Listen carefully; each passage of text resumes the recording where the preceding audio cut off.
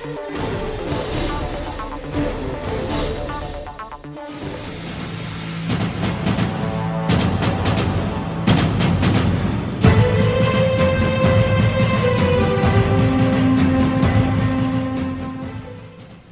Vranić, maturant 6. Beogradske gimnazije, ubijen je 7. septembra 1996. godine u Gvozdićevoj ulici kod broja 6 na Zvezdari u Beogradu.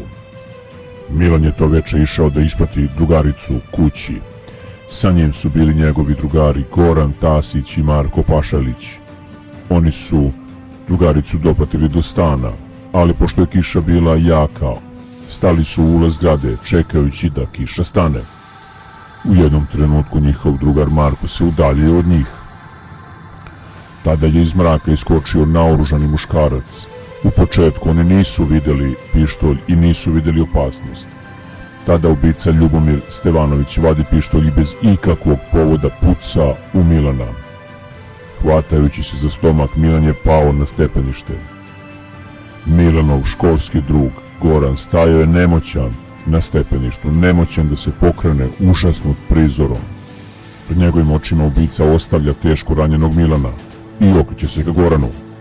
Prislanja pištolj Goranu na slepočnicu i kaže: daj pare ili ću te ubiti. Goran se hvata za džepove i traži novac, ali kad je shvatio da kod sebe ima samo 5 dinara, obuzima ga užasna panika. Ubica besan zbog slabog plena udara Gorana po licu. Naređuje mu da skine patike i Goran je to uradio. Uzeo mu je i sat. Ubica Stevanović obuva Goranove patike i okreće se ka smrtno ranjenom Milanu i započinje svoju morbidnu i surovu pljačku. Uzima mu kaiš sa pantalona, a potom mu zavlače ruke u džepove i vadi mu cigare i zipa upaljač. Nezadovoljan plenom, on je pobegao. Izgubio se niz mračnu ulicu. Ubica Ljubomir Stevanović nije odmakao daleko. Policija ga je uhapsila nekoliko minuta nakon krvave pljačke. Pitanje da li bi on i bio uhapšen da nije treći drugar Marko, koji je bio malo dalje od svojih drugara, čuvši pucanj, odmah otrčao kod te drugarice koju su dopratili i pozvao policiju.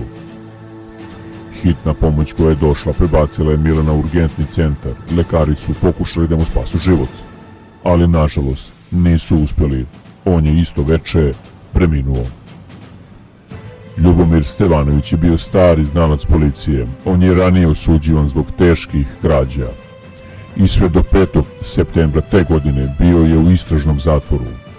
Samo 2 dana kasnije ubio je Milana Vranića, učenika gimnazije. I kako su tada pričali njegovi drugari, Milan je bio dečko za primjer, uvek spreman da pomogne. Ubica je pucao iz pištolja Magnum 357, za koji nije imao dozvolu. Taj pištolj je ukrao par sati ranije u jednoj kafani od gosta koji je sedeo za susednim stolom. Ljubomir Stevanović je osuđen na smrtnu kaznu, ali po ukidanju smrtne kazne. On je osuđen na 40 godina robije. Ako se ovaj ubica jednog dana i nađe na slobodi, i kako se pretpostavlja, sigurno će još neki život biti ugrožen, čak možda i ugašen, kao što je na surov i bezuman način oduzeo život 18-godišnjem Milanu. Ovo je bila samo još jedna priča u nizu priča 90. godina, gdje su se ubistva bukvalno dešavala svakodnevno. Vreme i mesto ubicama nije bilo bitno.